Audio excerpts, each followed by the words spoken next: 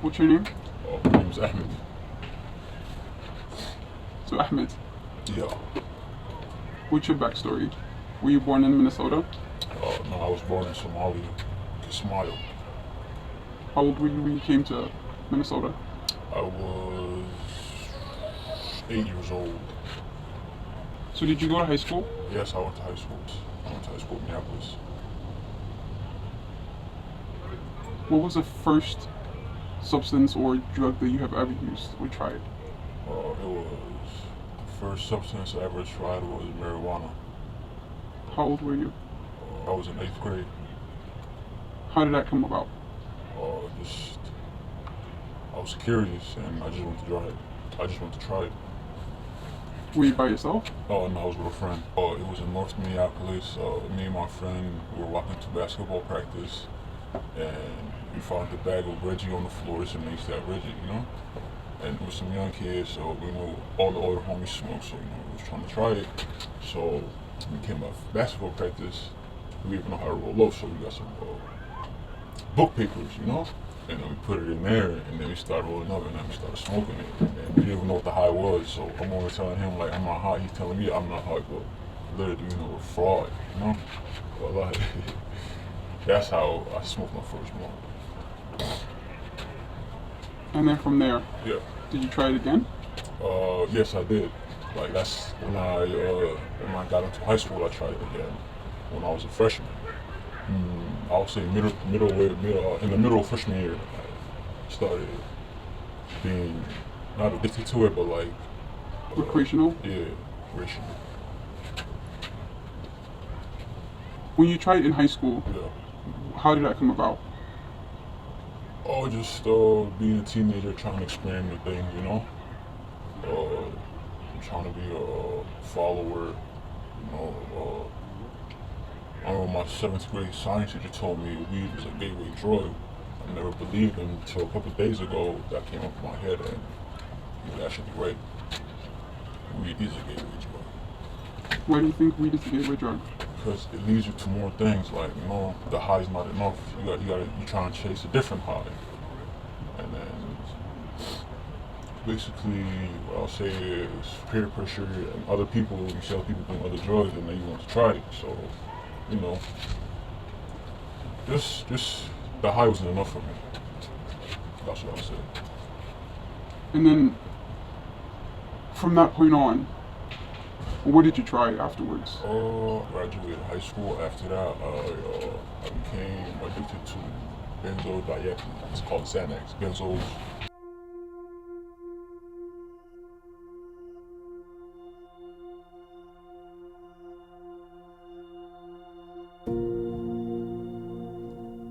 How did you get to know Xanax?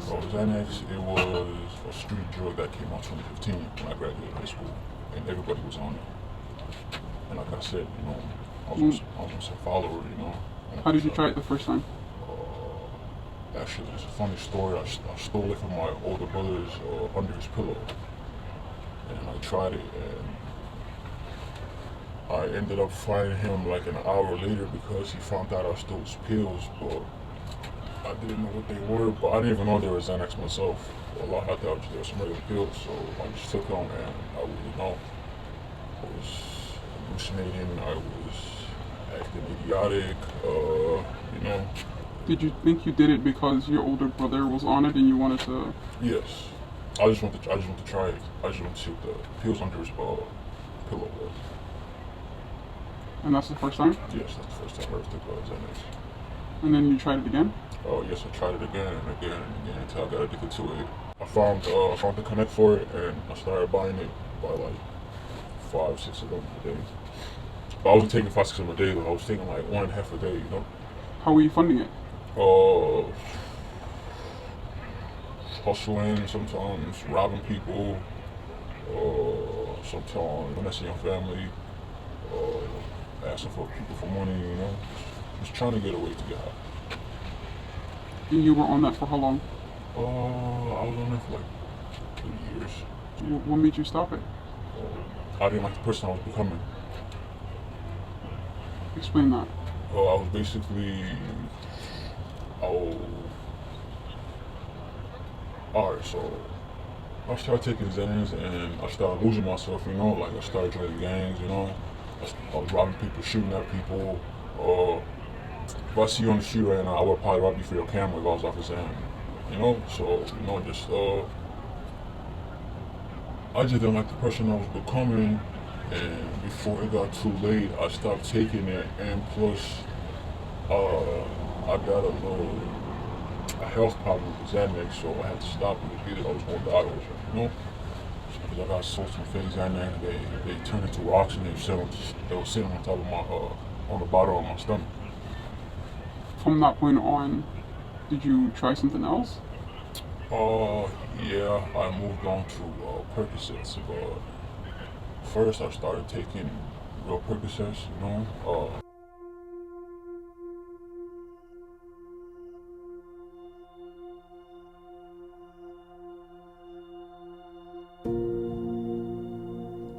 I tried to move away from the city. I moved to, I moved to Wisconsin.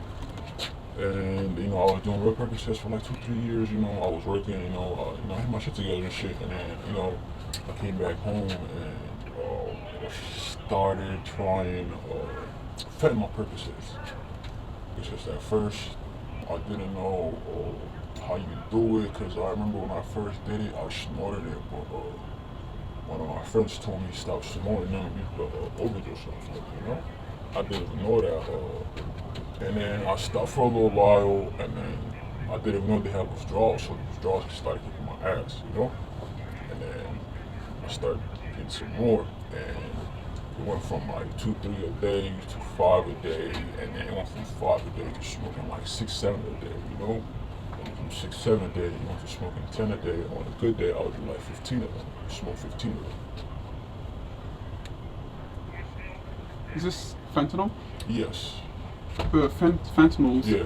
are cheaper Yeah, they're way cheaper than the real Percocet. than the real Percocets, yes. And that kind of forced you. Yeah, to switch my habits to a dangerous drug than other drug.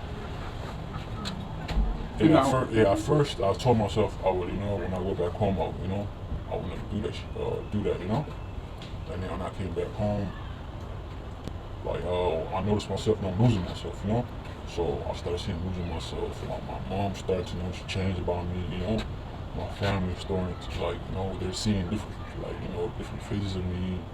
Sometimes I'm excited, sometimes, I'm down bad, sometimes I can't even move, sometimes I get off my bed, you know. So they're like wondering what the hell's wrong with this guy, you know. Then my mom, was disappointed. And then I tried to, I went to treatment because I tried to stop it before as far as it goes, I tried to stop before it was too late, you know. And I know friends that have been doing this since 2019, and I know like 3 people that died off this, you know. And then, so I tried to stop before it was too late for myself and for my family's sake, because, it's not cool, I'm not gonna lie to you. It's not it. Tell me about your mental state. Have you ever been depressed? I'm not gonna lie to you, yes. I'm not depressed, but I've been in a dark spot. When did it start for you? And why did it start for you? It started for me when my family found out the drug I was on, fentanyl. They expected better of me, you know? And then before that, I told you, I was doing amazing for myself, and then I came back to Minneapolis, and Minneapolis is a hellhole, you know? It's where I was raised, it's where I grew up, and it's where I have all my friends. So all my friends are really not my friends, because if they were really my friends, they would have put me onto this drug, you know? That has, withdrawals, that have darknesses, that I don't think about me as I'm a family person, you know? Once my family's against me, I'm in a dark place. You know what I mean? So that's what I mean in darkness. Like, they won't trust me with no money. I want, I tried to get loans, I couldn't get it. No trust, the trust wasn't there, you know? So if your family don't trust you, who else gonna trust you? That's what I mean. I heard that you went to rehab. I went to rehab. Can you explain that to me? What led you to go into rehab and coming back and relapsing and stuff? Alright, so I'm gonna tell you that's what I want to get to. So rehab is basically I went to a rehab called right? So it's about money, I'm not gonna lie to you, because I went there before when I was a kid. So about money, so the more money that comes in, they don't care about their clients, you know? So all they do is, they give you the tools, right? But you gotta work, you know. So basically, what happened to me was I went to rehab. You know, I was following the program. I was going to meetings. You know, I was doing all the steps and stuff first. So when I stepped down, it's called stepping down because you're in the house for like 6 weeks or something like that. So when you go down, you know, you go back to the outside world, you know. And I'm not gonna say I was prepared for the outside world, but I wasn't.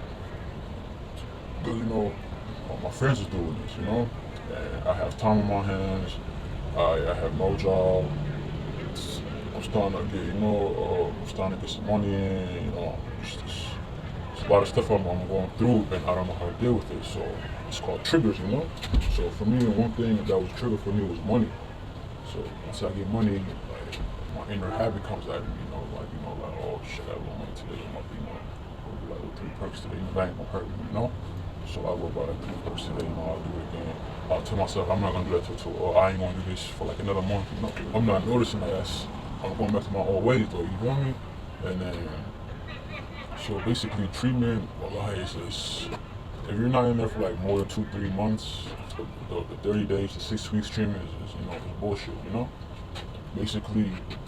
Are you using fentanyl? Right now, I would say yes, I'm not gonna lie. If you were to give an advice to a young you, Yeah. what would you say to him? Be yourself, don't let nobody else trick you at your place, and I would say don't be a follower, be a leader.